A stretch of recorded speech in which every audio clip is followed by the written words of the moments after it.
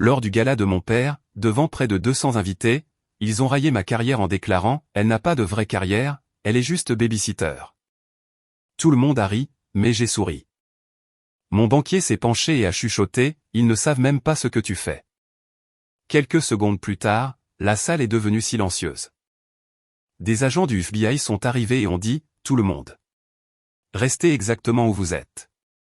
Le raccord de 42 millions de dollars s'est effondré. Les lustres projetaient une lumière froide et tranchante sur le gala du centre médical UCLA, baignant chaque visage comme si la pièce elle-même attendait une performance. 150 invités se sont tournés vers la scène où se tenait mon père. Le docteur Steven Simmons, sa blouse blanche boutonnée avec la confiance naturelle d'un homme qui n'avait jamais douté de son autorité. J'étais assise à une table à l'arrière, à moitié cachée entre le personnel de traiteur et une grande plante décorative. Je suis resté immobile, comme j'avais appris à le faire il y a 2 ans, lorsque disparaître me semblait plus sûr que parler. Et maintenant, dit mon père, sa voix portant facilement à travers la salle de bal. Permettez-moi de présenter ma famille. Ma mère, Christine Simmons, s'est levée la première, drapée de soie bordeaux. Elle a fait un salut gracieux, son sourire maîtrisé et composé. Puis mon frère s'est avancé. Derek Simmons, lisse, poli, parfaitement à l'aise. Il serrait des mains comme un homme qui croyait que les applaudissements le suivaient partout où il allait. Sa femme, Vanessa Cole, l'a rejoint, sa robe captant la lumière alors qu'elle s'inclinait parfaitement pour les caméras. Et quelque part là-bas, ajouta mon père, jetant un œil vers mon coin, il y a ma fille, Norabelle. Il marqua une pause, presque amusé. Elle fait quelque chose avec les enfants. Du babysitting, je crois. Quelques invités ont ri. Il a continué, pas vraiment une vraie carrière, mais quelqu'un doit surveiller les petits pendant que le reste d'entre nous sauve des vies. Cette fois, le rire s'est propagé dans toute la salle de bal. Il a atterri plus fort que prévu, plus aigu, plus froid. Mes mains sont restées soigneusement croisées sur mes genoux, mais quelque chose s'est serré dans ma poitrine. Une pression familière, que je portais depuis l'enfance, appuyant maintenant plus fort contre mes côtes. Mon pouls battait dans ma gorge. Mon téléphone a vibré. Rachel Brooks, ma banquière privée chez Goldman Sachs. Confirmation nécessaire. Virement de 42,5 millions de dollars prêt, en attente d'autorisation. 42,5 millions de dollars, le prêt hypothécaire qui financerait le nouveau centre de neurodéveloppement pédiatrique de mon père, le projet qu'il avait poussé pendant 3 ans, un projet qui nécessitait mon approbation. J'avais découvert les irrégularités 6 semaines plus tôt, la demande était passée sur mon bureau chez Goldman Sachs et je m'étais immédiatement récusé du processus de révision formelle, comme le protocole l'exigeait. Mais la curiosité, ou quelque chose de plus profond, m'a ramené au dossier tard le soir, longtemps après que le bureau se soit vidé.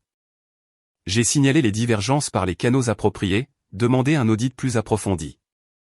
Puis j'ai attendu. L'audit a tout confirmé. 6 semaines de révision discrète avaient mené à ce moment. Et maintenant, j'étais là, assise à l'arrière du gala de mon père, tandis qu'il se moquait de mon travail devant une salle remplie de ses pairs. J'ai pris une décision que j'hésitais à prendre depuis des semaines. J'ai tapé 2 mots, annuler, transfert. Puis j'ai glissé mon téléphone dans mon sac à main et j'ai regardé vers la scène. Mon père se prélassait toujours sous les applaudissements, et quelque chose en moi a basculé. Petit, mais absolu. Je m'appelle Norabelle Simmons. J'ai 32 ans. Et jusqu'à ce soir, ma famille croyait que je n'étais rien de plus qu'une babysitter glorifiée. Sans direction, sans avenir. Ils ne savaient pas que j'avais passé 8 ans à construire des centres d'intervention précoce à partir de 0. Ils ne savaient pas que les organisations nationales se fiaient à mes évaluations pour décider quel programme aidait réellement les enfants. Ils n'avaient aucune idée que l'expansion de leur hôpital tant prisé dépendait de ma signature. Ils étaient sur le point de l'apprendre. Un souvenir a refait surface sans prévenir. J'avais 10 ans, je ramenais à la maison un trophée de la foire scientifique régionale. Mon projet sur le développement de la petite enfance avait remporté la première place. Je tenais ce trophée à 2 bras, certaine que cette fois mon père me verrait enfin. Il l'a à peine regardé. C'est bien. Mets-le dans ta chambre. Puis il est retourné au match de football de Derek. Je suis resté là assez longtemps pour que l'excitation s'estompe. Puis j'ai rangé le trophée dans mon placard. Il est resté là pendant des années, enfouis derrière des manteaux d'hiver et des boîtes oubliées. Un rappel silencieux du jour où j'ai compris quelque chose d'important. L'accomplissement ne signifiait rien à moins qu'il ne se présente sous une forme que mon père respectait. La médecine, le prestige, le statut. Tout le reste n'était que du bruit. Alors j'ai construit quelque chose qu'il ne pouvait pas reconnaître. J'ai étudié l'éducation de la petite enfance. J'ai pris 3 emplois, ouvert mon premier centre d'intervention dans un centre commercial délabré. J'ai vendu ma voiture pour payer le loyer. J'ai passé des nuits à concevoir des programmes sur un ordinateur portable d'occasion. Personne dans ma famille n'est venu à l'ouverture. En 1 an, j'avais une liste d'attente. En 3 ans, j'avais des investisseurs. En 4 ans, je conseillais des organisations responsables de milliards de dollars de financement communautaire. Mes évaluations déterminaient quels programmes recevaient un soutien et lesquels étaient fermés. J'ai appris comment l'argent circulait réellement, à quoi ressemblaient les vrais résultats, comment déceler la manipulation cachée sous des rapports soignés. J'ai construit tout cela discrètement. Sans permission, sans applaudissement. Et parce que mon nom de famille pouvait compromettre toute décision concernant l'hôpital de mon père, j'ai gardé cette connexion secrète. Dans ces pièces, je n'étais pas la fille du docteur Simons. J'étais l'analyste qui fournissait les chiffres et les obtenait correctement à chaque fois. Ce soir, il ne s'agissait pas de vengeance. Ce soir, il s'agissait de responsabilité. Le rire dans la pièce s'est adouci à mesure que le prochain orateur était présenté. Mes parents se sont rassis, inconscients de ce qui avait déjà commencé. Mon frère s'est penché vers Vanessa, lui chuchotant quelque chose qui l'a fait sourire. Ma mère a ajusté son collier comme elle le faisait toujours quand elle voulait que tout paraisse calme, contrôlé, parfait. Ils n'avaient aucune idée que les fondations sous eux s'étaient déjà fissurées. Mon téléphone a de nouveau vibré. Transfert annulé. Demande de gel soumise. En attente. Les lumières se sont légèrement tamisées alors que le prochain présentateur s'avançait. Adrien Blake de Goldman Sachs. Il se tenait avec une confiance tranquille et solide, le genre qui n'avait pas besoin d'attention pour la commander. En balayant la pièce du regard, ses yeux ont trouvé les miens. Un léger hochement de tête. Rien de dramatique, juste de la reconnaissance. La ligne avait été franchie, et la vérité était déjà en marche. Il s'est avancé vers le microphone. J'ai pris une lente inspiration et me suis redressé sur ma chaise, toujours caché à l'arrière de la salle de bal, mais plus visible que je ne l'avais jamais été aux yeux de ma famille. La vie que j'avais menée en silence était sur le point d'entrer en collision avec la famille qui n'avait jamais cru que je pouvais construire quoi que ce soit. Et pour la première fois, je n'avais pas peur. Les lustres se sont tamisés, adoptant une tonalité plus froide. Le changement dans la pièce fut immédiat, comme une baisse de pression avant une tempête.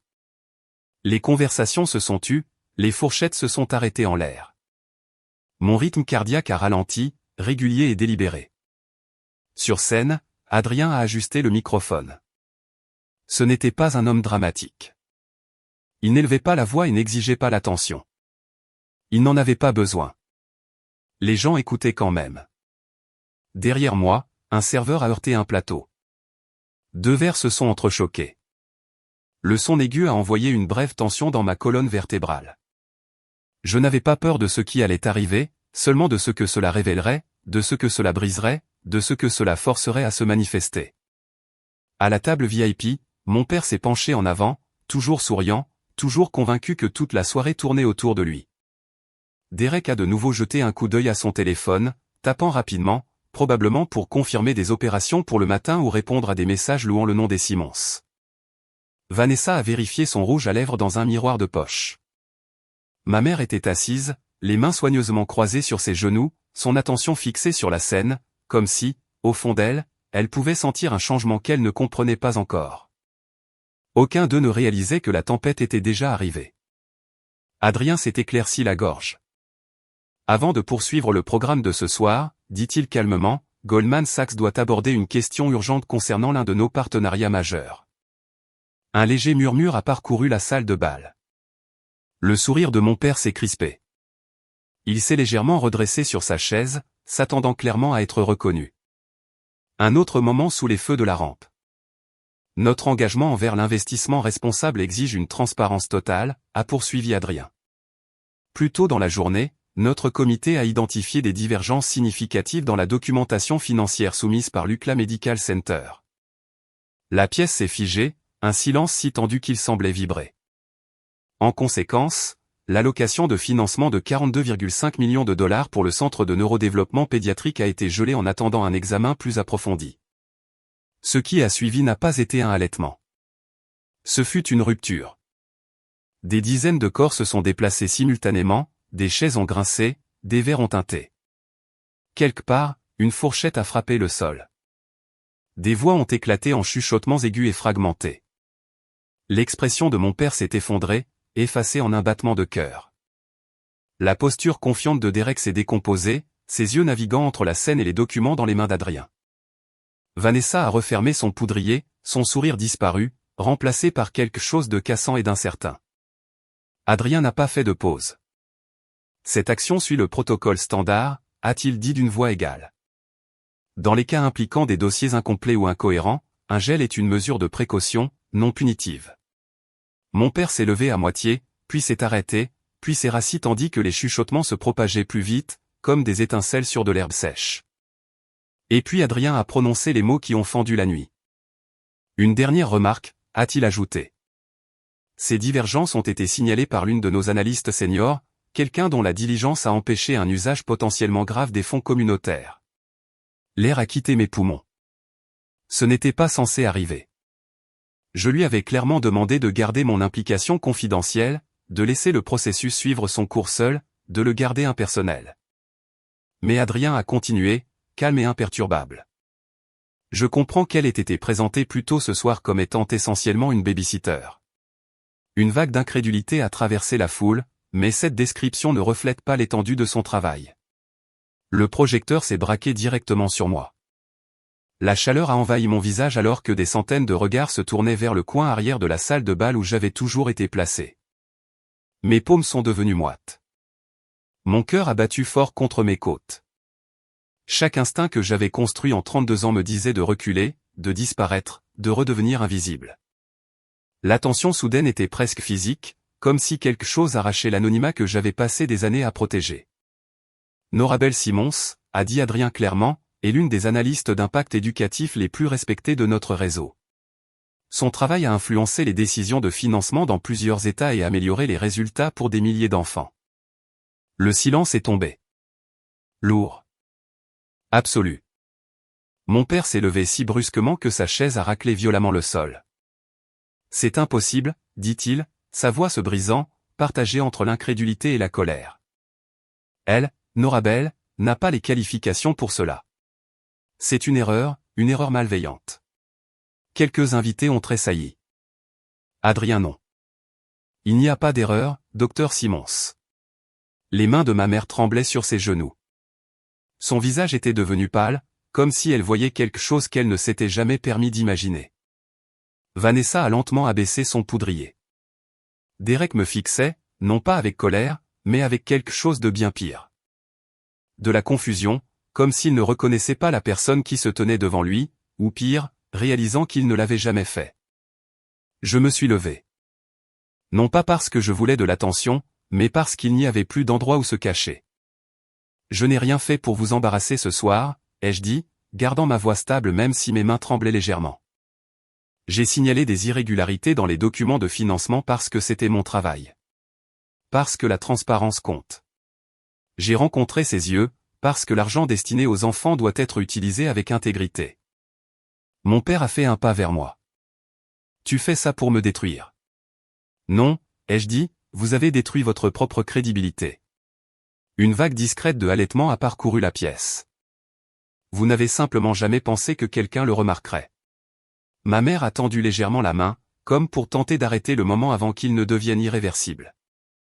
Norabelle, pouvons-nous parler en privé? Non, ai-je dit, plus doucement maintenant. J'ai été privé toute ma vie. J'ai soutenu son regard. Ce soir, la vérité reste ici.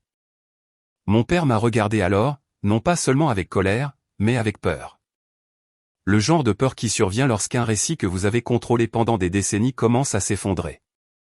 Autour de nous, la salle se désagrégeait. Des médecins échangeant des regards, des donateurs chuchotant, un événement entier qui se délitait en temps réel. Et pour la première fois, j'ai tenu bon. Je n'ai pas détourné le regard. Je ne me suis pas excusé d'exister. Quelque chose en moi, quelque chose qui avait été enfermé pendant des années, s'est finalement ouvert. Mon téléphone a vibré. Adrien, le comité se réunit à 9 heures. Ils veulent que tu sois présente. J'ai répondu un mot, compris. Puis je me suis retourné et j'ai marché vers la sortie latérale, passant devant les visages stupéfaits, devant l'homme qui m'avait dévalorisé toute ma vie. Et dehors dans l'air froid de la nuit, ferme, lucide, sans peur. Derrière moi, le gala s'est effondré dans le bruit. Au matin, une lumière gris terne filtrait à travers les rideaux de l'hôtel. Je n'avais pas dormi. Chaque fois que je fermais les yeux, la nuit se rejouait, les visages se tournant, les chuchotements se répandant, l'expression de mon père se fissurant sous les projecteurs. Au lever du soleil, j'ai cessé d'essayer. Au lieu de cela, je me suis préparé. J'ai révisé mes notes, vérifié les documents, ignoré les 47 appels manqués de ma famille. On a frappé à la porte. Je m'attendais au service d'étage. Au lieu de cela, c'était Adrien. 2 cafés à la main, les cheveux encore humides d'une douche matinale. Je me doutais que tu n'avais pas dormi, dit-il simplement, m'entendant un. C'est le bon, pas la version de l'hôtel. Je me suis écarté et l'ai laissé entrer. Tu n'étais pas obligé de venir. Je sais, dit Adrien, s'installant dans le fauteuil avec ce même calme posé qu'il affichait toujours.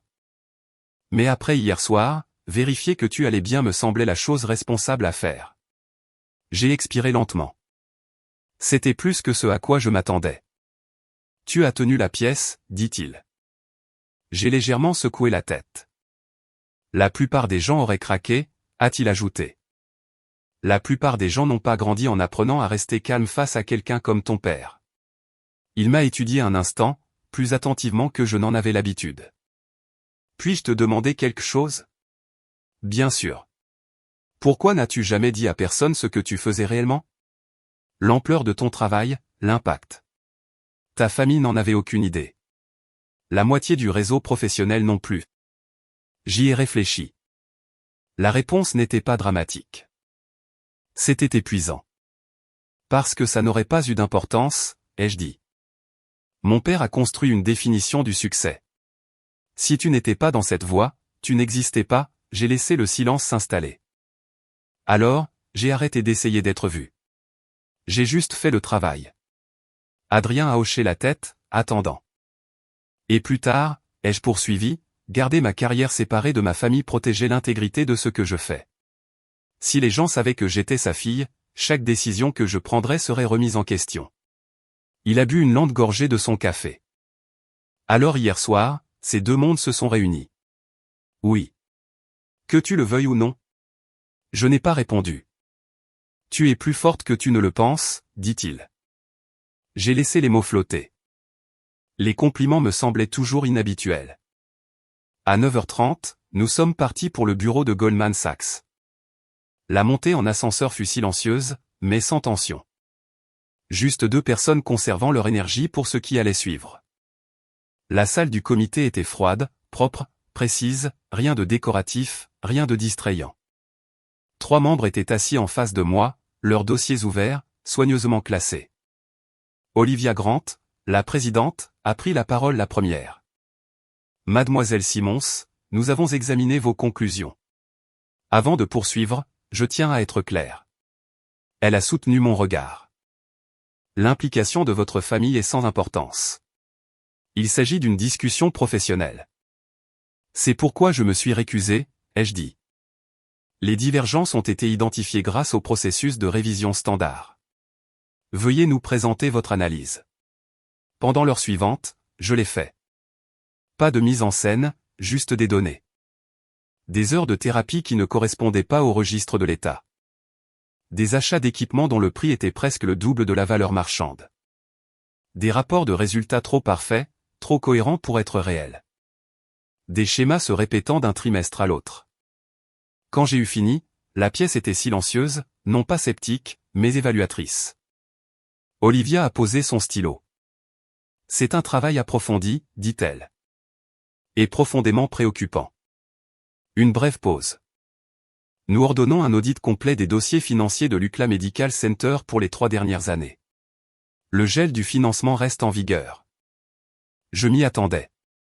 Pourtant, l'entendre énoncer si clairement avait du poids. Et nous voulons que vous consultiez l'équipe d'audit, ajouta-t-elle. Vous comprenez mieux que quiconque dans notre réseau les métriques de la petite enfance. J'ai croisé son regard. Je peux le faire, mais ma famille m'accusera de partialité. La réunion a été levée. Adrien s'est placé à côté de moi alors que nous sortions. Alors, demanda-t-il. Je me sens, j'ai cherché le bon mot. Clair. Il a fait un petit signe de tête. C'est parce que vous opérez enfin avec le pouvoir que vous avez construit. Mon téléphone a vibré. Christine, nous devons parler. Rentrez à la maison, s'il vous plaît. J'ai lu le message 2 fois, attendant quelque chose. Peur, appréhension, hésitation. Rien n'est venu. Juste une calme et constante détermination. Je suppose que cette journée n'est pas finie, ai-je dit. Elle ne l'est jamais, répondit Adrien. Appelle-moi si tu as besoin de renfort. Je n'ai pas promis de le faire, mais sa présence rendait la route à venir gérable. Le trajet jusqu'à la maison de mes parents fut sans histoire.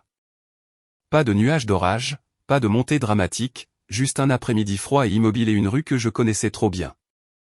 La maison ressemblait exactement à la même, mais moi non. Ma mère a ouvert la porte avant que je ne frappe. Elle avait l'air fatiguée, comme si les dernières 24 heures lui avaient enlevé quelque chose qu'elle avait passé des décennies à entretenir. Norabelle, dit-elle doucement. Merci d'être venue. À l'intérieur, la maison semblait plus oppressante, familière, mais lointaine, comme si elle appartenait à quelqu'un que j'avais été. Le couloir était tapissé des mêmes photographies, la remise de diplôme de médecine de Derek, les récompenses de mon père, un portrait de famille d'il y a 15 ans, tout le monde souriant sauf moi. Même à l'époque, mon expression avait été soigneusement neutre, apprenant déjà à disparaître. Nous nous sommes assises dans le salon. Ma mère a joint ses mains une fois, puis s'est arrêtée. Je ne savais pas, dit-elle, pour ton travail, pour tout ça. J'aurais dû. Je sais que tu ne savais pas, ai-je dit. Personne ne savait. J'ai cru ce que ton père disait, continua-t-elle doucement. Et c'était faux. Je n'ai pas ressenti le silence. Elle a pris une inspiration. Je veux arranger les choses, du moins avec toi. Je n'ai pas besoin que tu arranges ça, ai-je dit. J'ai gardé ma voix calme. J'avais juste besoin que quelqu'un me voie. Ses yeux se sont remplis, pas de manière dramatique, mais avec quelque chose de plus discret. De réel. Je te vois maintenant, murmura-t-elle. Pour la première fois, je l'ai cru, elle a hésité. Ton père veut te parler. Il est dans son bureau. Bien sûr qu'il y était, je me suis levé. Je l'écouterai, mais je ne m'excuserai pas, je ne te le demande pas, la porte du bureau était fermée. J'ai frappé une fois. Entrez, dit-il. Mon père semblait diminuer sans public. Pas de blouse blanche, pas de scène, pas d'applaudissements, juste un homme assis derrière un bureau, confronté à des conséquences qu'il n'avait jamais imaginé l'atteindre. J'ai examiné ton travail, dit-il sans saluer. Le vrai travail. Et il hésita. Je me suis complètement trompé sur toi. Les mots tombèrent maladroitement, non pas parce qu'ils n'étaient pas vrais, mais parce qu'il n'avait jamais rien dit de tel auparavant. Il parla d'attente, de contrôle, de la construction d'une image familiale si rigide qu'elle devint une cage. J'ai écouté, mais je n'ai rien adouci pour lui. Quand il eut fini, je pris la parole. Vos excuses n'effacent pas le mal. Je sais, mais je vous entends. Il hocha la tête une fois, comme si cela seul était plus que ce qu'il attendait. Avant de me retourner pour partir, j'ai ajouté, si jamais vous m'appelez encore une babysitter, c'est fini entre nous pour de bon. Un sourire faible et fatigué effleura son visage. Juste. Je suis retourné dans le couloir, plus légère, pas guérie, mais plus bloquée. La version de moi qui se sentait rapetissée dans cette maison n'existait plus. Je suis sorti, clé en main, le dos droit, prête pour ce qui allait suivre. Dans les semaines qui ont suivi le gala, ce qui a suivi ne s'est pas déroulé lentement. Cela est venu par vagues. Je m'attendais à ce que les choses se déroulent lentement. Au lieu de cela, le schéma s'est révélé d'un coup. J'examinais des documents supplémentaires chez Goldman Sachs quand tout s'est mis en place, comme un puzzle qui s'assemble. Les divergences à l'hôpital n'étaient pas isolées. Elles étaient liées à des entrepreneurs, à des fournisseurs, à des intermédiaires financiers s'étendant à travers les frontières des États. Je me suis penché en arrière sur ma chaise, le poids de tout cela s'installant lourdement dans ma poitrine. Des heures de thérapie qui ne correspondaient pas au registre de l'État. Des équipements achetés à près du double du prix du marché auprès de fournisseurs que personne ne pouvait vérifier. Des ratios de personnel qui n'avaient aucun sens physique. Des rapports de résultats trop parfaits, trop propres, manquant les incohérences naturelles du développement humain réel. Ce n'était pas une négligence. Ce n'était pas une mauvaise gestion. C'était délibéré. C'était systémique. C'était une fraude. Et la signature de mon père figurait sur la moitié des documents. L'image m'est revenue sans prévenir. Ce trophée de la foire scientifique, celui qu'il m'avait dit de mettre dans ma chambre, toujours assis exactement là où je l'avais laissé, enfoui derrière des manteaux d'hiver pendant 22 ans. Il n'avait pas seulement rejeté mon travail. Il avait corrompu les systèmes mêmes que j'avais consacré ma vie à protéger. J'ai appelé Adrien. Je pense que nous sommes face à quelque chose de plus grand qu'un seul hôpital, ai-je dit. Les schémas, ils indiquent un réseau. Il y eut une brève pause. Tu sais ce que ça veut dire, dit-il doucement. Je savais. Cela n'allait pas rester circonscrit. L'ampleur était sur le point d'éclater et ma famille serait au centre de tout cela. Le lendemain matin, des enquêteurs fédéraux sont arrivés à l'UCLA Medical Center. Adrien m'a appelé à 7 heures du matin. Norabel, tu dois comprendre que cela ne vient pas directement de nous. Il a dit, ton signalement initial, combiné à ce que les analystes ont découvert par la suite, a déclenché une alerte automatique au niveau fédéral. Qu'est-ce que tu dis? Je dis que ce n'est plus seulement un gel de financement. Des agents du FBI exécutent un mandat chez tes parents. Ma prise sur le téléphone s'est resserrée. Ils saisissent des ordinateurs, assignent à comparaître le conseil d'administration de l'hôpital. La réalité m'a frappé comme une force physique. Il ne s'agissait plus d'un conflit familial. C'était criminel. C'était la prison. Mon téléphone a vibré à nouveau. Un message de Derek. Retrouve-moi dans le parking maintenant, seul. Je l'ai trouvé appuyé contre sa voiture, mal rasé, son manteau froissé. Le chirurgien confiant du gala avait disparu. À sa place se tenait un homme qui semblait effrayé. Je ne savais pas, dit-il immédiatement, sa voix rauque. Je jure, Norabel. Je ne savais pas à quel point c'était grave. Que as-tu signé, ai-je demandé. Il a passé une main dans ses cheveux, hésitant. Tout ce que papa mettait devant moi, les rapports de résultats, les approbations de contrats. Il me disait que c'était standard. Administration hospitalière de routine. Il a expiré brusquement. Je crois que j'ai signé des choses que je n'aurais pas dû. Il n'y avait aucune défensive dans sa voix, aucune arrogance, juste de la peur. Pour la première fois, Derek ne ressemblait pas au grand frère que j'avais passé mon enfance à essayer d'impressionner. Il semblait instable, comme quelqu'un qui réalisait qu'il avait été utilisé. C'est de la négligence, au mieux, ai-je dit doucement. Les services pour enfants ont été compromis. L'argent fédéral a été mal utilisé. Je sais, il a dégluti. Je vais coopérer.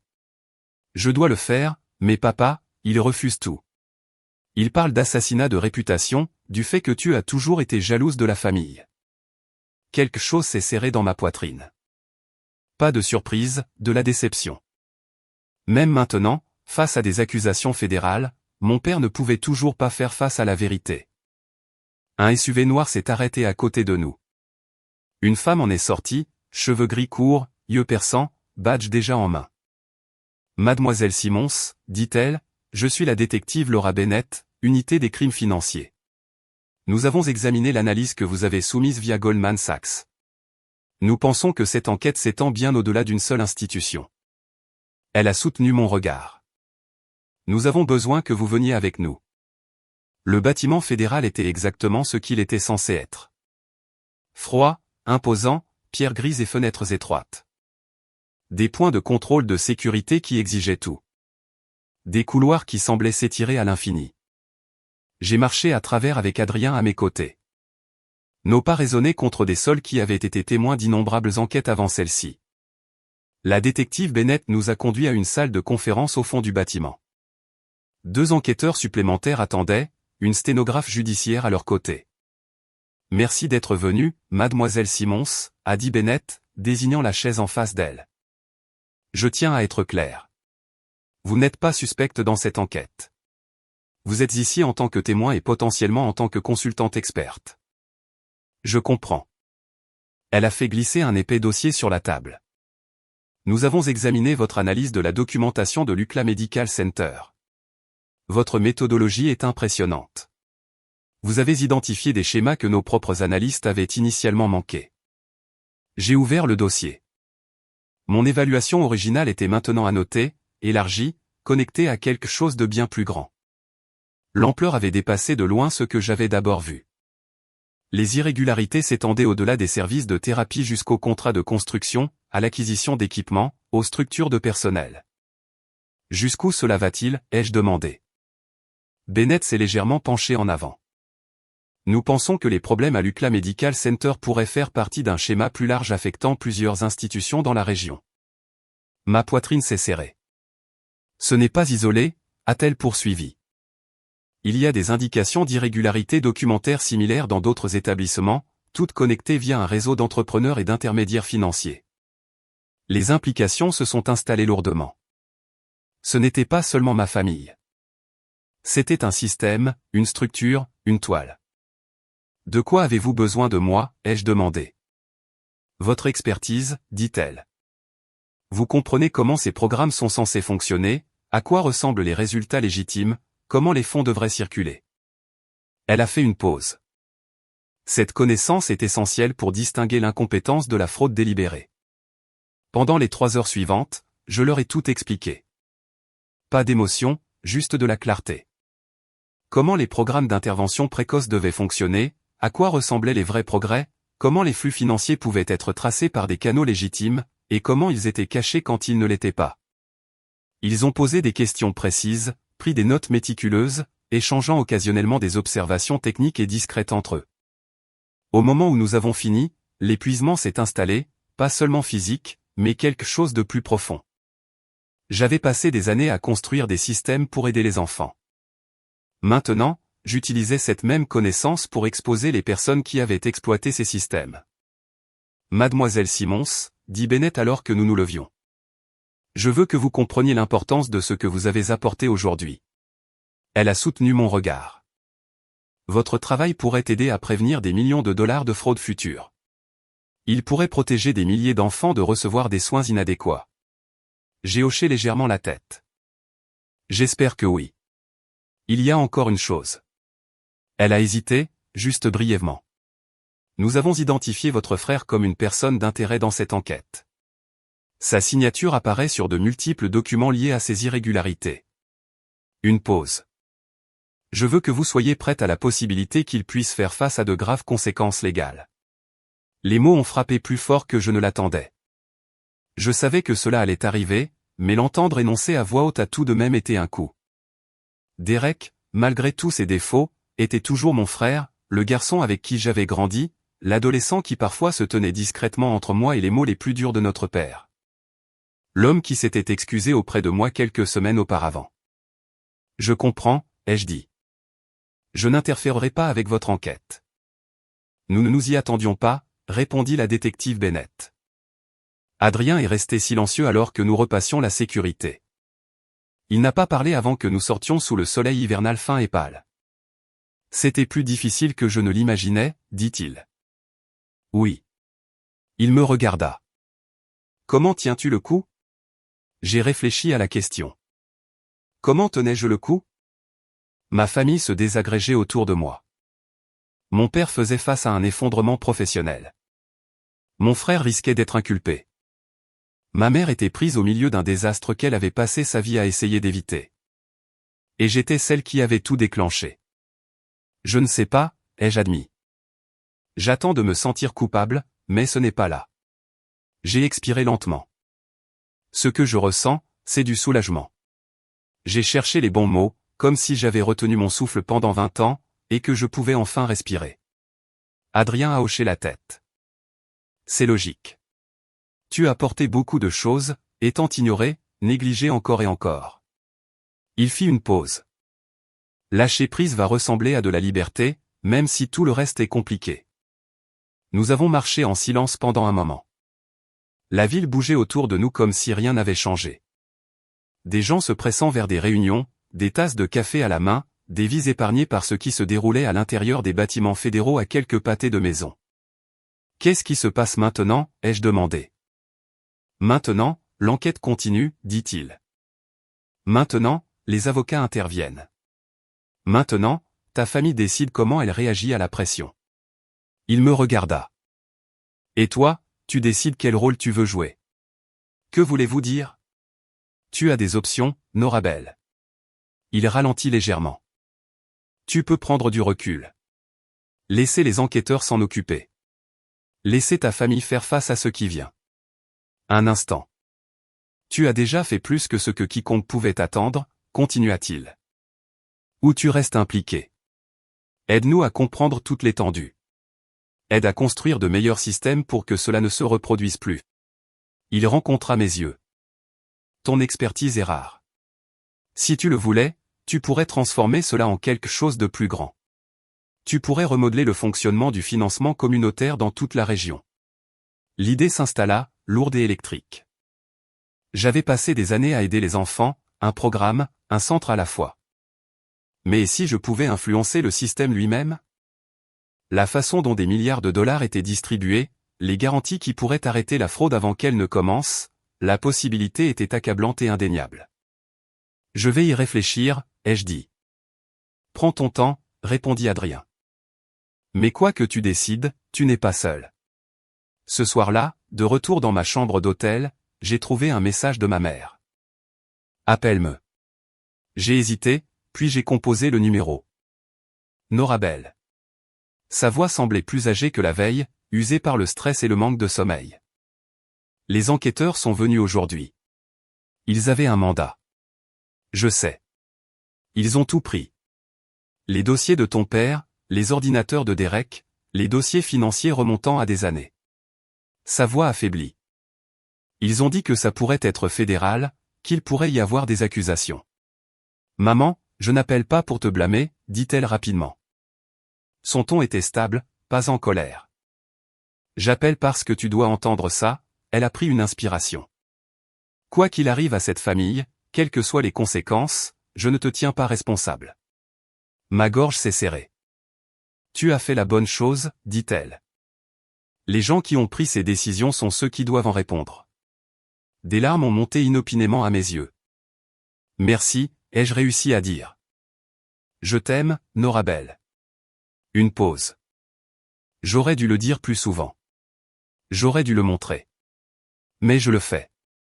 Je l'ai toujours fait. Même quand j'avais trop peur de te défendre. Je t'aime aussi, maman. Nous avons parlé pendant plus d'une heure de choses que nous n'avions jamais dites, de souvenirs que nous avions enfouis. Au moment où nous avons raccroché, quelque chose avait changé. Pas entièrement réparé, mais en mouvement. Peu de temps après, les résultats de l'audit ont été publiés. Ils ont frappé la communauté médicale comme une explosion. Les irrégularités à l'hôpital étaient pires que ce que quiconque avait publiquement admis. Facturation gonflée pour des services qui n'avaient jamais eu lieu. Équipement acheté au double de la valeur marchande auprès de fournisseurs suspects. Postes de personnel qui n'existaient que sur le papier. Et au centre de tout cela, des schémas de documentation qui indiquaient une falsification délibérée, non pas une erreur, non pas une négligence, mais une intention. Mon père a été suspendu de tous ses rôles administratifs en attendant l'enquête. Derek a été mis en congé de sa pratique chirurgicale. Le conseil d'administration de l'hôpital a tenu des réunions d'urgence qui ont duré toute la nuit. Des camionnettes de médias ont bordé la rue devant la maison des Simons. Des caméras capturant chaque mouvement. J'ai tout regardé depuis ma chambre d'hôtel comme une étrangère observant la vie de quelqu'un d'autre s'effondrer. La famille dans laquelle j'avais grandi était démantelée pièce par pièce. Et une partie de moi s'attendait toujours à ressentir du chagrin, de la culpabilité, quelque chose. Mais ce que je ressentais à la place était un soulagement creux et tranquille. Les appels ont commencé peu après. Des collègues exprimant choc et soutien. Des contacts professionnels offrant des interviews, des podcasts, des opportunités de prise de parole.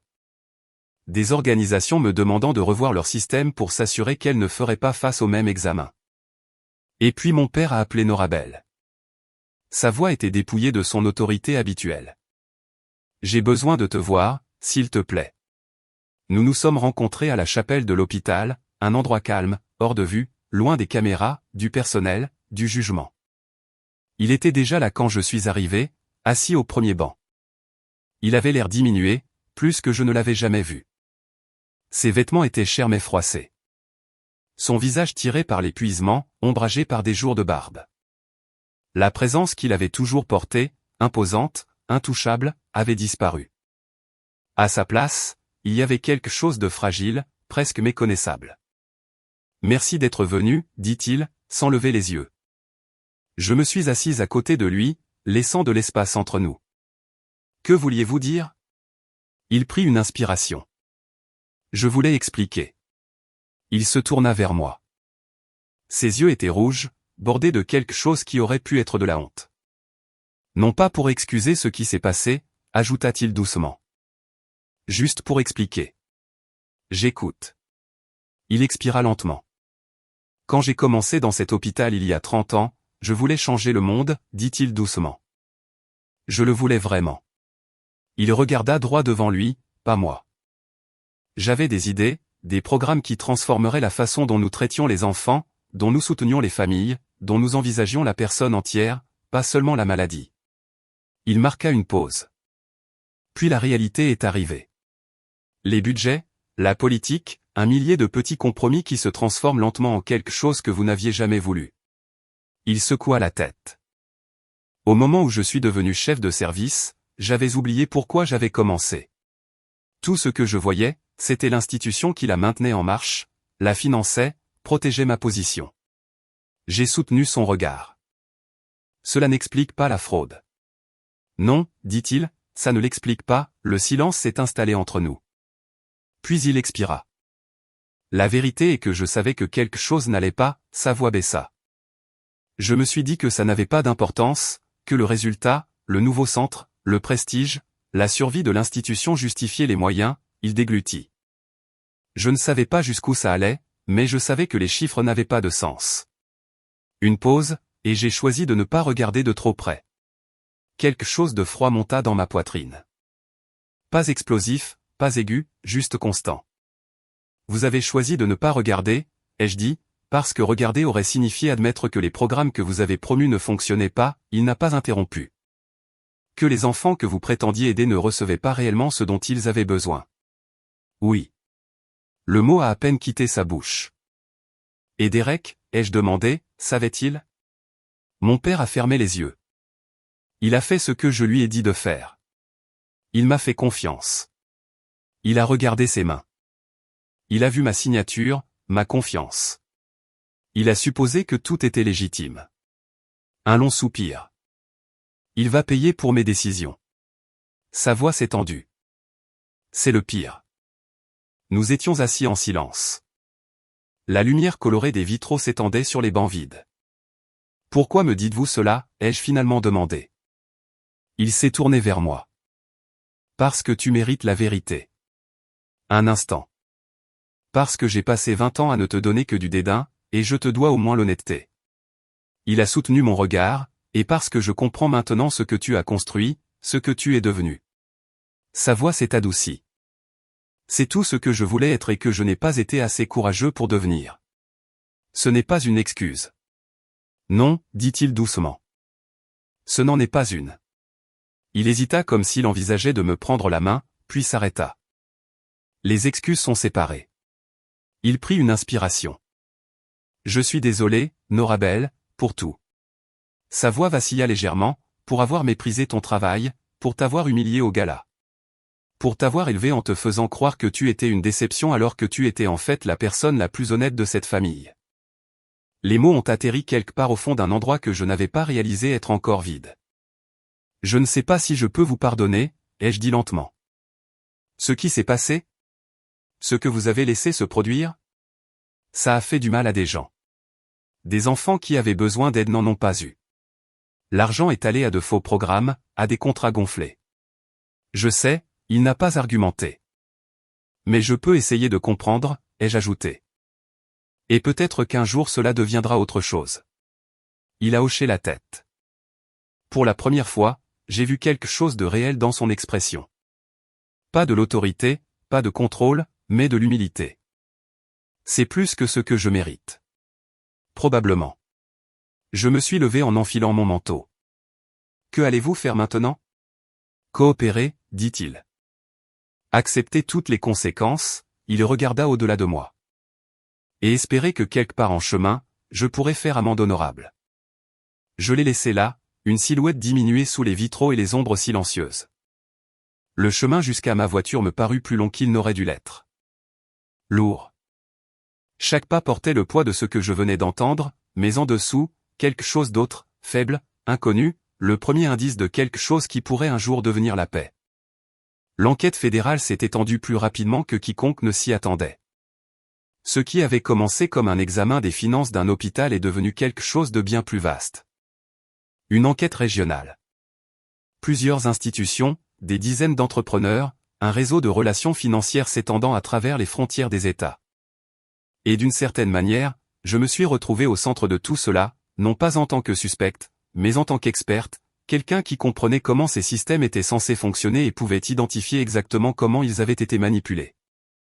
Les dossiers que j'avais conservés au fil des ans sont devenus cruciaux.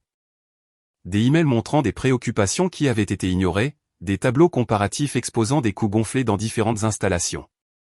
Des communications internes révélant une prise de conscience au plus haut niveau. J'avais tout sauvegardé. Non pas parce que je m'y attendais, mais parce que j'avais appris très tôt que les détails comptent, que la vérité réside dans les horodatages, dans les schémas. Dans la trace écrite que les gens oublient de laisser. La procureure principale, Anna Reeves, me rencontrait chaque semaine. Sa réputation de précision et de minutie l'avait précédée. Adrien se joignait souvent à ces réunions, faisant le pont entre les perspectives financières et juridiques, traduisant la complexité en clarté. Sa présence était devenue quelque chose de stable, quelque chose sur quoi je comptais plus que je ne voulais l'admettre. C'est un travail remarquable, dit Anna lors d'une séance, feuilletant mes rapports annotés.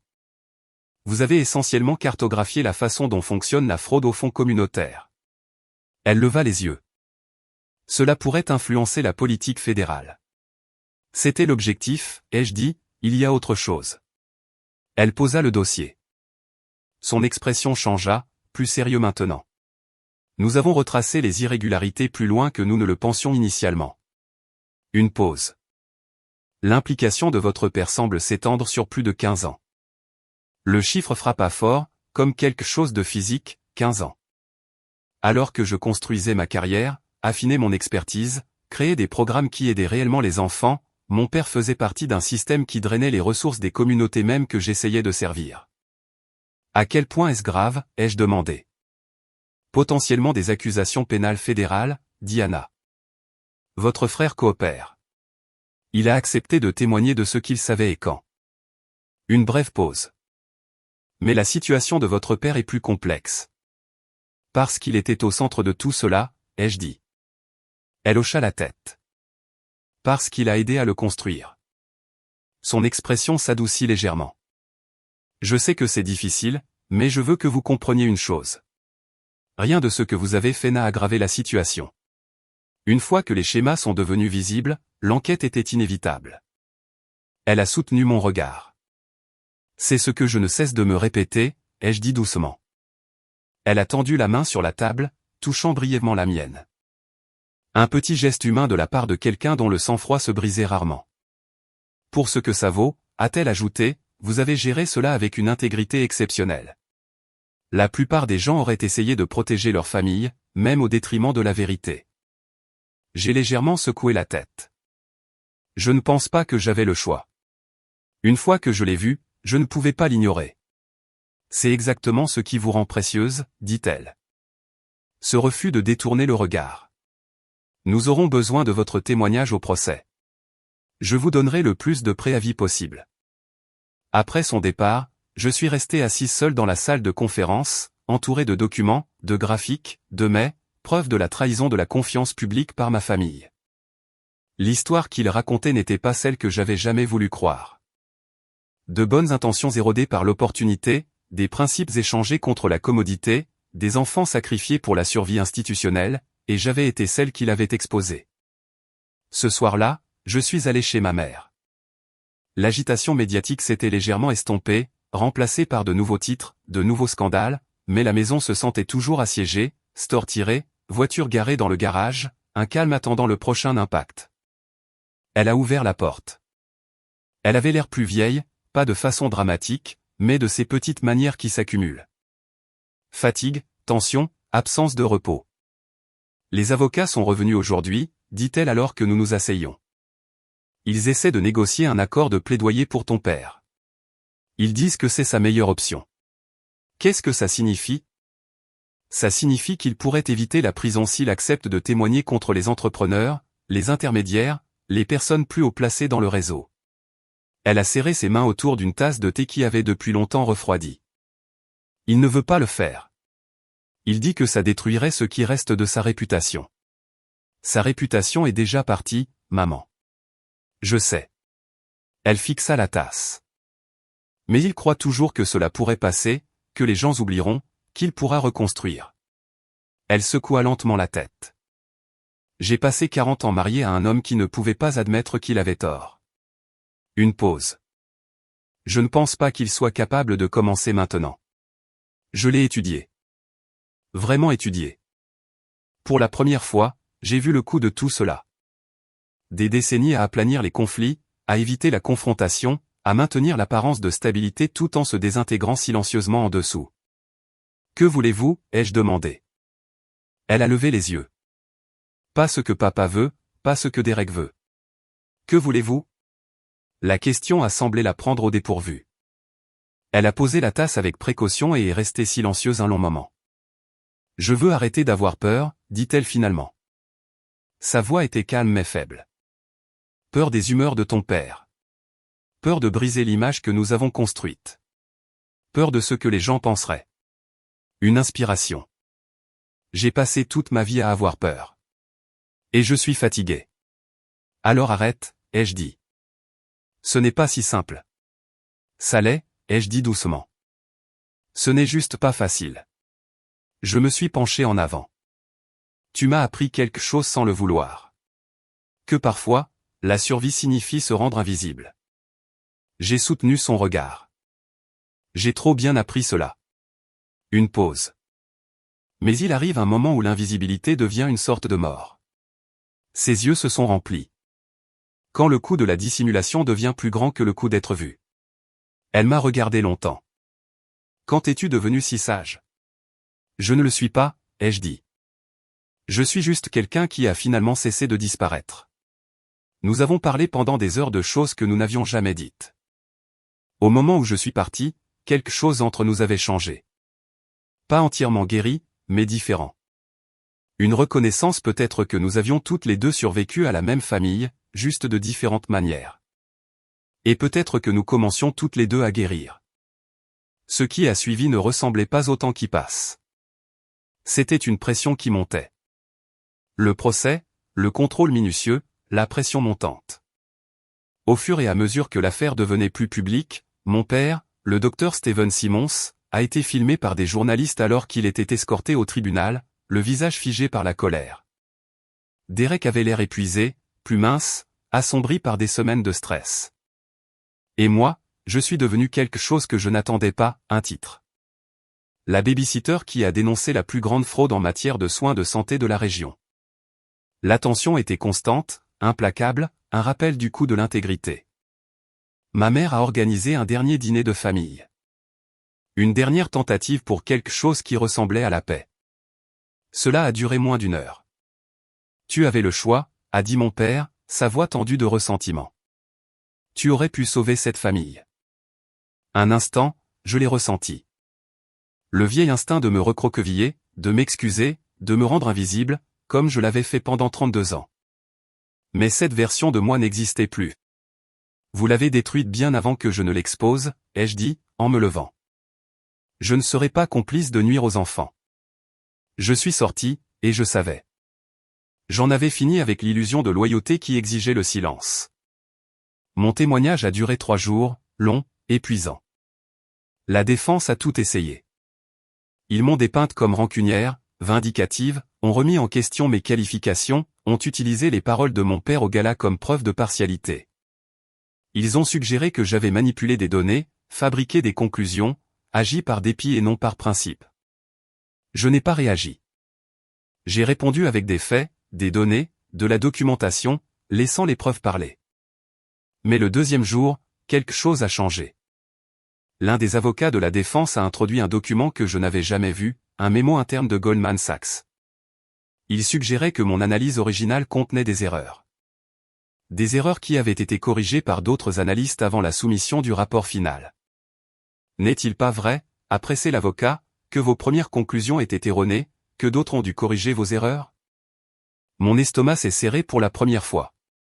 Le doute a traversé tout ce que je croyais savoir. Je n'étais pas sûr de me baser sur la vérité ou sur quelque chose que je m'étais convaincu être la vérité. Je ne connaissais pas les corrections. Et pendant une seconde, j'ai détesté ne pas savoir. Chez Goldman Sachs, le processus d'examen était collaboratif. Plusieurs analystes travaillaient sur chaque rapport, affinant, ajustant, précisant les détails au fur et à mesure. J'avais toujours supposé que mon travail se suffisait à lui-même, que j'avais tout détecté. J'ai pris une inspiration. Je n'ai pas connaissance de corrections spécifiques faites après mon analyse initiale, ai-je dit prudemment. Le processus d'examen implique plusieurs analystes, mais les conclusions fondamentales, les schémas d'inflation, les divergences dans les registres de services, les irrégularités documentaires, celles-ci étaient exactes. J'ai gardé mon calme. Toute révision aurait été un affinement, pas une annulation. L'avocat a souri. Il pensait avoir trouvé une ouverture. Alors, vous admettez avoir fait des erreurs? J'admets que je suis humaine, ai-je dit calmement. Et qu'une analyse collaborative améliore la précision. Une pause. Le rapport final, celui qui a déclenché cette enquête, était le résultat de multiples experts, pas seulement moi. J'ai rencontré ses yeux. Mais la fraude est réelle. Ma voix n'a pas tremblé. Les enfants qui n'ont pas reçu de service, c'est réel. L'argent détourné vers de faux contrats, c'est réel. J'ai laissé le silence s'installer. Ces faits n'ont pas changé. La salle d'audience est restée immobile. Anna Reeves s'est levée de son siège en douceur, sa présence contrôlée et précise. Objection, votre honneur, dit-elle. La défense déforme le processus standard d'examen collaboratif.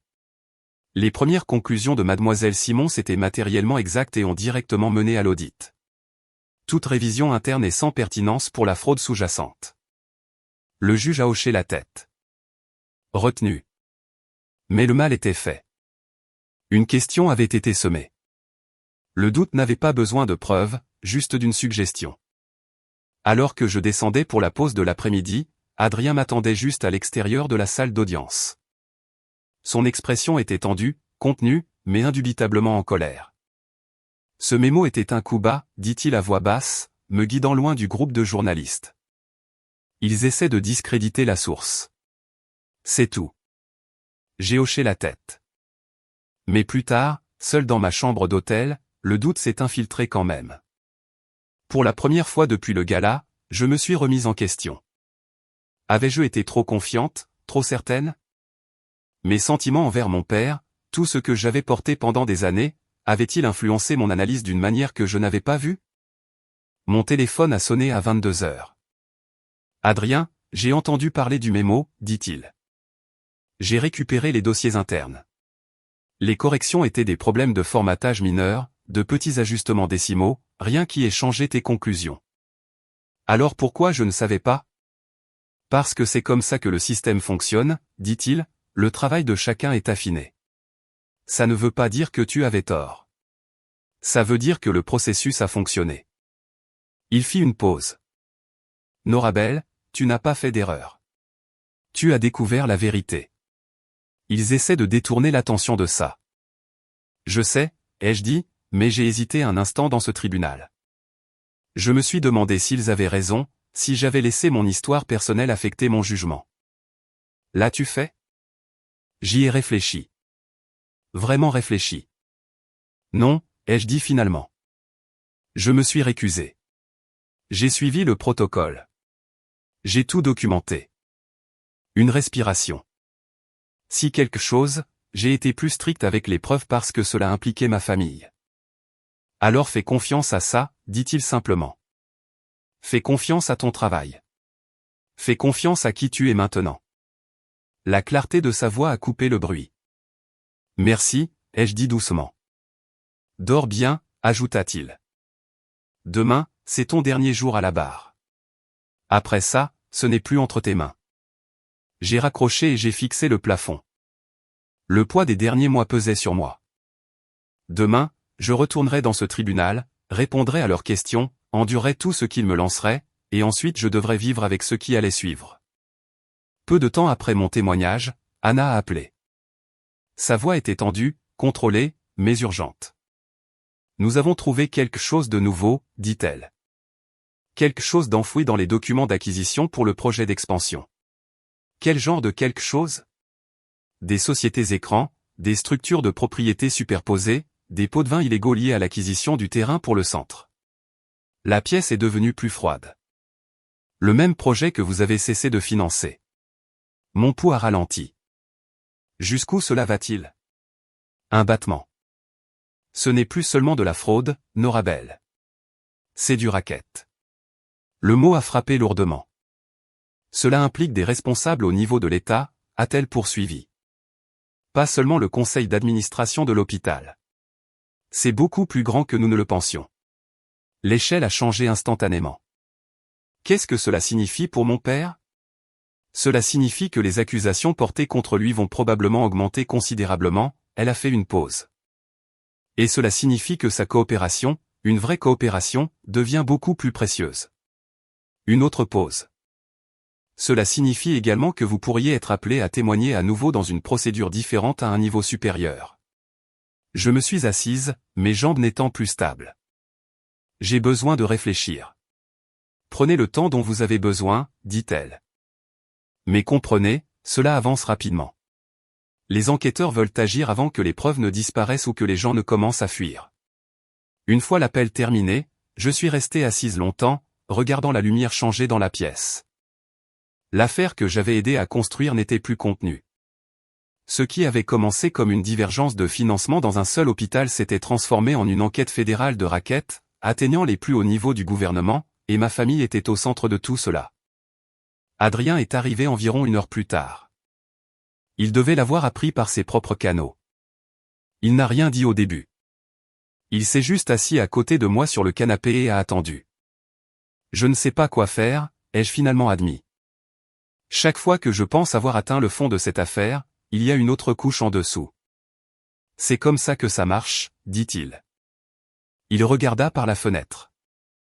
Tu tires un fil et toute la structure commence à se défaire. Et ma famille fait partie de cette structure, ai-je dit. Oui, répondit-il. Mais tu ne l'as pas construite. Ils ont fait leur propre choix. J'ai légèrement secoué la tête. Mon père a fait des choix, mais Derek, j'ai hésité. Il a fait confiance à la mauvaise personne. Et ma mère, elle a passé 40 ans à essayer de tout maintenir ensemble sans jamais vraiment savoir ce qu'elle maintenait.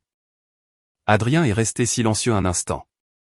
Tu ne peux pas les sauver, Norabel, dit-il gentiment. Tu ne peux que dire la vérité et laisser les conséquences atterrir là où elles doivent. Je sais. J'ai pris une lente inspiration. Je souhaite juste que la vérité ne coûte pas si cher. Ça coûte toujours quelque chose, dit-il. Mais les mensonges coûtent plus cher. Une pause. Ils mettent juste plus de temps à se révéler. Je l'ai regardé alors, vraiment regardé, pas seulement comme un collègue, pas seulement comme quelqu'un qui s'était tenu à mes côtés professionnellement, mais comme quelqu'un qui était resté à travers tout, sans rien demander en retour. Pourquoi es-tu toujours là, ai-je demandé doucement. Tu aurais pu partir il y a longtemps. Ce n'est pas ton combat. Peut-être pas, dit-il. Mais c'est le tien. Une petite pause. Et ça me suffit. La simplicité de cela a ouvert quelque chose en moi. Une tension que je n'avais même pas réalisé porter. Pour la première fois depuis des mois, j'ai senti des larmes couler sur mon visage. Il n'a pas essayé de réparer. N'a pas interrompu. Il est juste resté là, présent, immobile. Et dans ce silence, j'ai réalisé que je n'étais pas seul. L'enquête s'est accélérée avec une force qui semblait presque irréelle. En 2 semaines, des agents fédéraux avaient exécuté des mandats dans 3 agences d'État, 2 entreprises de sous-traitance, même le bureau d'un sénateur d'État dont la campagne avait été financée par des entités liées à l'UCLA Medical Center. La couverture médiatique était implacable. Chaque jour apportait de nouvelles révélations. Chaque titre poussait ma famille plus loin au centre de tout cela. Finalement, mon père a accepté de coopérer, non par remords, mais par survie. Son équipe juridique a clairement indiqué que témoigner contre le réseau plus large était sa seule chance d'éviter des décennies de prison fédérale. L'accord de plaidoyer signifierait toujours du temps, juste moins. Derek avait déjà accepté de coopérer. Son implication, plus limitée en portée, signifiait qu'il faisait face à une mise à l'épreuve et à des travaux d'intérêt général. Sa licence médicale a été suspendue, mais il y avait un chemin de retour s'il choisissait de reconstruire. Ma mère a demandé le divorce. Je l'ai appris par Derek. Il a appelé tard un soir. Sa voix était creuse d'épuisement. Elle le quitte, dit-il. A déposé la demande ce matin. A dit qu'elle en avait assez de protéger quelqu'un qui ne l'avait jamais protégée. Je ne savais pas quoi dire. Une partie de moi était fière d'elle qu'elle se soit enfin choisie. Une autre partie pleurait ce que nous aurions pu être si les choses avaient été différentes. Comment va-t-elle, ai-je demandé. Effrayé, dit-il, soulagé, les deux. Une pause.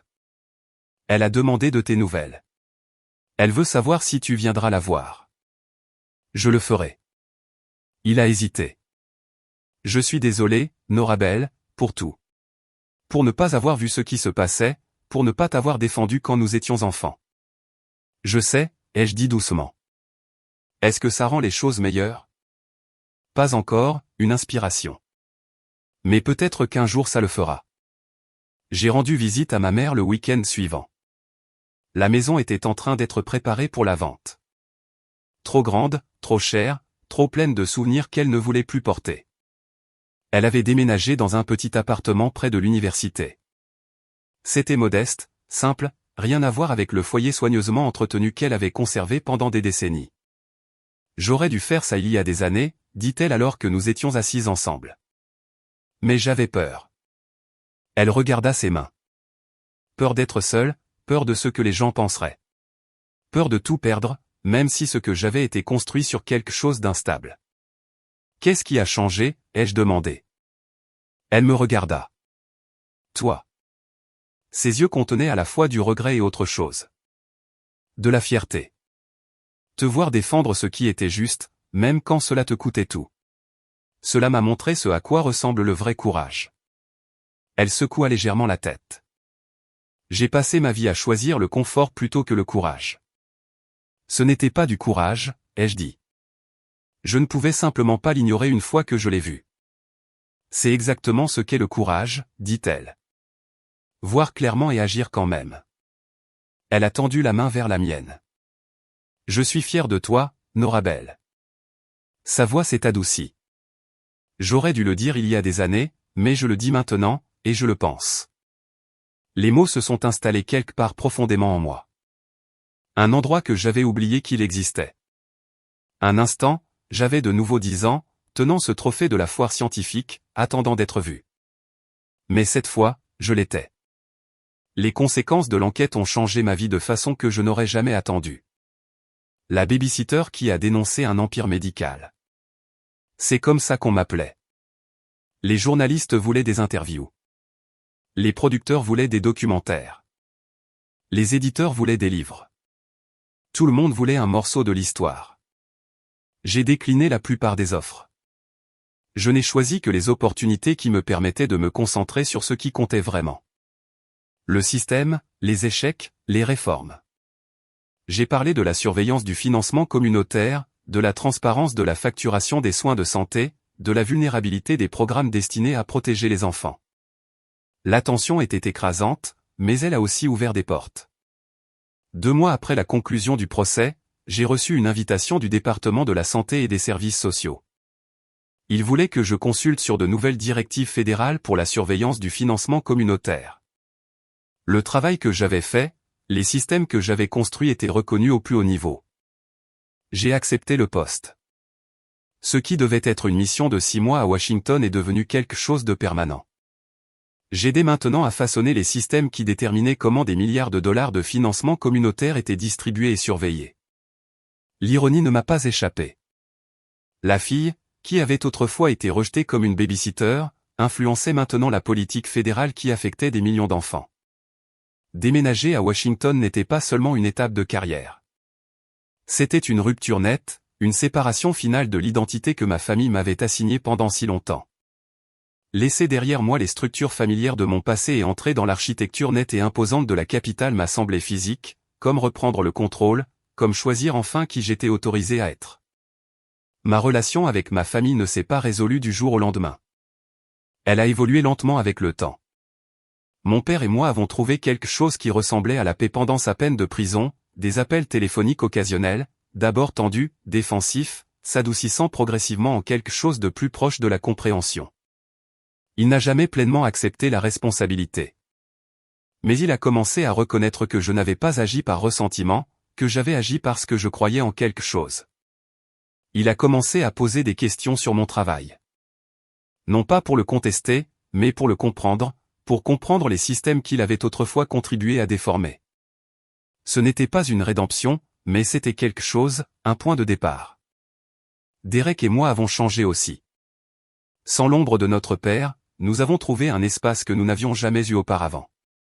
Pour la première fois de sa vie, il a exploré ce qu'il avait autrefois mis de côté, l'architecture, quelque chose qu'il avait mentionné il y a des années et n'avait jamais poursuivi. Maintenant, il concevait des espaces destinés à guérir, pas seulement à traiter. Nous avons parlé davantage, trouvé des terrains d'entente inattendus. Le jour où il a terminé son premier design pour une clinique communautaire, il m'a appelé. Il y avait de la fierté dans sa voix, calme, sans contrainte, rien à voir avec la confiance qu'il affichait autrefois. C'était réel, un pas vers quelque chose de mieux. Ma mère a trouvé son propre chemin. Avec mon père parti et l'illusion de la famille parfaite enfin disparue avec lui, elle n'avait plus à tout maintenir ensemble. Elle a commencé à faire du bénévolat dans un refuge pour femmes, utilisant les mêmes compétences qu'elle avait passé des décennies à utiliser pour maintenir les apparences, aidant maintenant les autres à reconstruire leur vie. Nous nous parlions chaque semaine, des conversations plus honnêtes que tout ce que nous avions partagé quand j'étais enfant. Et Adrien, il est resté. Adrien n'était pas parfait, mais il était constant et cela comptait davantage, d'abord comme un collègue, puis quelque chose de plus. Nous avons construit quelque chose avec soin, lentement, 2 personnes qui comprenaient ce que signifiait être prudent avec la confiance. Au moment où j'ai déménagé à Washington, nous avions quelque chose de solide, pas bruyant, pas fragile, mais stable, fondé sur le respect, sur un but commun, sur le choix délibéré l'un de l'autre. Je pensais souvent à la fille que j'étais. Celle qui rentrait à la maison avec des trophées dont personne ne se souciait. Celle qui rêvait d'aider les enfants tout en se faisant dire qu'elle gâchait son potentiel. Celle qui a appris à disparaître parce qu'être vue ne menait qu'à la douleur. Elle a survécu. Elle a construit quelque chose à partir de ce silence. Et finalement, elle est entrée dans une lumière qui ne dépendait pas du choix de quelqu'un d'autre de la voir. 5 ans après le procès, je me tenais dans le hall du département de la santé et des services sociaux, attendant de prononcer le discours d'ouverture d'une conférence nationale sur le financement de la santé mentale des enfants. L'auditorium contenait 3000 personnes, des chercheurs, des décideurs politiques, des défenseurs. Ils étaient venus entendre parler du nouveau cadre fédéral pour l'évaluation de l'intervention précoce, un système que j'avais contribué à concevoir. En attendant, je pensais à mon père. Sorti de prison maintenant, vivant tranquillement dans une petite ville où personne ne connaissait son passé. Nous nous rencontrions occasionnellement, déjeunions quand mon emploi du temps le permettait. Il avait changé, pas complètement, mais suffisamment. L'arrogance s'était évanouie. Ce qui restait était quelque chose de plus humain. Il s'était excusé finalement, non pas stratégiquement, non pas pour les faits, mais parce qu'il le pensait. Je pensais à ma mère, épanouie dans son travail bénévole. À 70 ans, elle avait trouvé un sens à sa vie qu'elle ne s'était jamais permis auparavant. Elle m'a dit un jour que tout perdre avait été la meilleure chose qui lui soit arrivée. Il y a 5 ans, j'aurais pensé que c'était impossible. Je pensais à des recs, plus dans une salle d'opération, mais concevant maintenant des bâtiments, des espaces destinés à soutenir la guérison d'une manière que la médecine seule ne pouvait pas. Il m'envoyait des photos. Parfois, je les gardais dans mon bureau. De petits rappels que les gens peuvent changer s'ils le choisissent. Et Adrien, il m'avait demandé en mariage 6 mois plus tôt. À sa manière discrète, sans spectacle, sans performance, juste une simple question autour d'un café. Nous préparions un petit mariage, quelque chose de réel, entouré uniquement des personnes qui nous avaient vus à notre pire et qui étaient restées. Et je pensais aux enfants, à tous. Ceux dont la vie avait été façonnée par le travail auquel je m'étais consacré. Ceux qui avaient reçu un soutien qui les avait réellement atteints. Ceux qui grandiraient avec de meilleurs outils parce que quelqu'un avait choisi de protéger les systèmes conçus pour eux. Ce matin-là, avant de quitter l'hôtel, j'ai ouvert la petite boîte que je portais toujours avec moi à chaque discours important. À l'intérieur se trouvait le trophée de la foire scientifique que j'avais gagné à 10 ans. Le même que mon père avait dédaigné.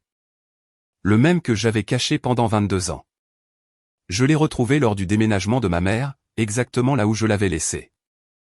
À l'époque, c'était un symbole d'invisibilité. Maintenant, c'était un rappel de ce que j'étais devenu. Quand l'organisateur a appelé mon nom, je suis monté sur scène. Des milliers de personnes attendaient. Un instant, je me suis tenu là, regardant le genre de public auquel je pensais autrefois ne jamais appartenir. Et puis je leur ai dit la vérité. Il y a 5 ans, j'avais été présenté dans une salle comme celle-ci comme une simple babysitter. Non pas parce que c'était exact, mais parce que c'était facile de minimiser ce que quelqu'un fait quand on ne comprend pas sa valeur. Cette nuit-là m'a forcé à prendre une décision, soit accepter la version de moi-même que ma famille croyait, soit avancer et la définir par moi-même. J'ai choisi d'avancer. Et ce choix m'a mené quelque part où je ne m'attendais pas. Il m'a mené à la vérité, à des systèmes qui semblaient parfaits en surface, mais qui échouaient silencieusement aux personnes même qu'ils prétendaient servir. Il m'a mené à des décisions qui m'ont coûté ma famille telle que je la connaissais, mais qui ont protégé quelque chose de bien plus important. Et dans le processus, cela m'a mené ici. J'ai fait une pause, laissant la salle se calmer. Puis j'ai dit, la seule ligne qui comptait vraiment. Ce que nous faisons pour les enfants n'est pas insignifiant. Ça ne l'a jamais été. Parce que c'était la vérité sous tout cela. Pas le scandale, pas les gros titres, pas même le tribunal. Juste ça. Le travail qui protège les enfants compte. Le travail honnête compte. Et l'intégrité, surtout quand elle est gênante, compte. J'ai mis la main dans ma poche et j'ai posé le petit trophée sur le pupitre, usé, silencieux, facile à ignorer, tout comme j'étais autrefois, mais plus caché, plus en attente. Les applaudissements sont venus un instant plus tard, l'ampli montant. 3000 personnes debout. Et en me tenant là, j'ai réalisé quelque chose à quoi je ne m'attendais pas. Je n'en avais pas besoin. Je n'avais jamais fait tout cela pour la reconnaissance. Je l'ai fait parce que c'était juste. Parce que la vérité comptait, parce que les enfants avaient besoin de quelqu'un qui ne détournerait pas le regard. Et s'il y a une chose que je veux que vous emportiez avec vous, c'est ceci. Ne laissez personne d'autre définir la valeur de ce que vous faites. Le monde est bruyant avec les titres, le statut et les jugements faciles. Il essaiera de classer votre valeur en fonction de la visibilité, des applaudissements ou de la façon dont vous correspondez à l'idée de succès de quelqu'un d'autre. Mais le véritable impact est souvent discret. Il se produit dans des pièces invisibles, dans un travail patient, dans des choix pour lesquels personne n'applaudit. Si vous savez que votre travail compte, protégez-le. Si vous voyez quelque chose qui ne va pas, ne détournez pas le regard. Et si vous avez passé des années à vous sentir ignoré, méprisé ou sous-estimé, comprenez ceci. Être invisible ne signifie pas que vous êtes insignifiant. Cela signifie que vous êtes en train d'être construit en silence. Alors, quand votre moment viendra, avancez. Non pas pour prouver qu'ils ont tort, mais pour enfin vous tenir pleinement dans qui vous avez toujours été. Et si cette histoire est restée avec vous, si même une petite partie de celle-ci vous a semblé quelque chose que vous avez vécu ou quelque chose que vous portez encore, alors ne passez pas simplement votre chemin en silence. Prenez un instant, appuyez doucement sur j'aime pour que cette histoire puisse atteindre quelqu'un d'autre qui pourrait en avoir besoin. Partagez-la avec quelqu'un qui se sent invisible ou sous-estimé, et dites-moi en commentaire d'où vous regardez et ce que vous auriez fait à ma place. Je lis plus que vous ne le pensez, vraiment. Et si vous voulez plus d'histoires comme celle-ci, des histoires de vérité, de courage, de personnes qui ont cessé de se rabaisser et se sont finalement tenues dans leur propre lumière. Alors abonnez-vous et restez avec moi car parfois l'histoire qui change tout est celle qui vous rappelle qui vous avez toujours été. Je vous verrai dans la prochaine vidéo.